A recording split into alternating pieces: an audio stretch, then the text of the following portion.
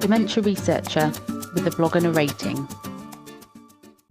Before we start, it's probably wise to mention that this is more of a vent/frustration at my fixation on a singular song than it is a cohesive blog post with a strong narrative thread, a beginning, middle and an end. That's because at this moment, I don't know the ending, but oh boy, do I need some help to get there. And maybe others do too, and we can go through this together. So when The Clash wrote Should I Stay or Should I Go, I think it was supposed to be more of a punk anthem and less of the soundtrack to my current should I keep going and apply for a fellowship or should I leave academic research and take my knowledge elsewhere predicament. But yeah, here we are. It fires through my brain at every inopportune moment, every time my brain shuts off for a second. I don't even really like the song all that much, if I'm honest, although maybe I used to. I think everyone goes to this stage at some point after their PhD, not necessarily soundtracked by The Clash, sure, although maybe, but certainly having the doubts of whether academia is your forever career or you want to try and make it so. I kind of want to do both, but also neither. I know that's not possible. I only have really got two options. I stay in academia as I know it, I try to go down the fellowship path, or I don't, and I do something different. Of course, there's also a bunch of other academic jobs that aren't traditional research posts, and some of these are very appealing to me, but ultimately at this stage it is academia versus not academia that has me most in a tailspin. I'm scared of picking the wrong one, but at this point in time I have absolutely no idea which one that is. What has been surprising to me as I try to navigate this is the perpetuated assumption that I want to stay because the whole undergrad to professor pipeline is set up with that idea underpinning it. I think where I am at just now is perhaps the culmination of many of the other pieces I've written for Dementia Researcher. I am queer, the pipeline is leaking and I am statistically likely to leak out of it. I had an atrocious run of it as a PhD student, and seemingly one of the things I enjoy most outside of academia is life modelling for people, which is obviously quite a different job.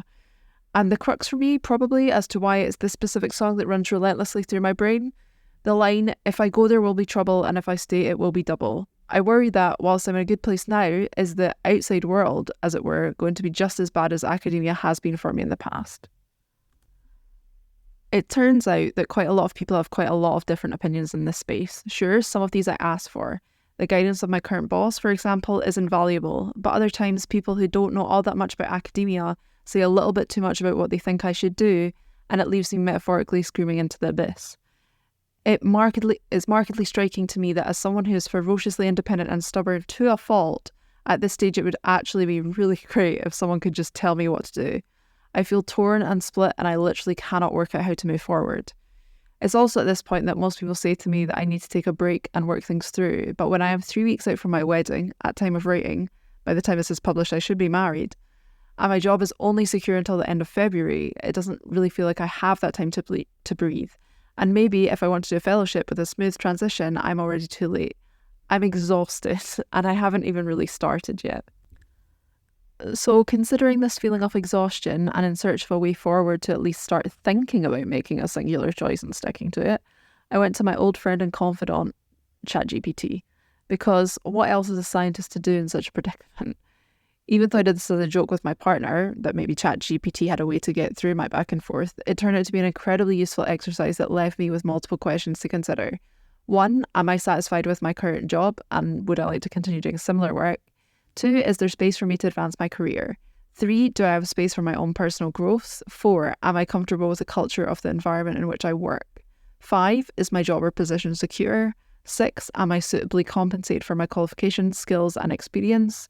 7, can I maintain a healthy balance between my work life and personal life? And 8, what is my gut feeling? I already know the answers to some of these, but others I don't. However, I think that they provide a really useful structure through which I can agonise over this a bit more, by ridding the decision of a lot of the emotionality and hopefully a soundtrack. I definitely have a lot to consider, and hopefully by the next time I write on this topic, I will have got off the fence that I am currently very much sitting on.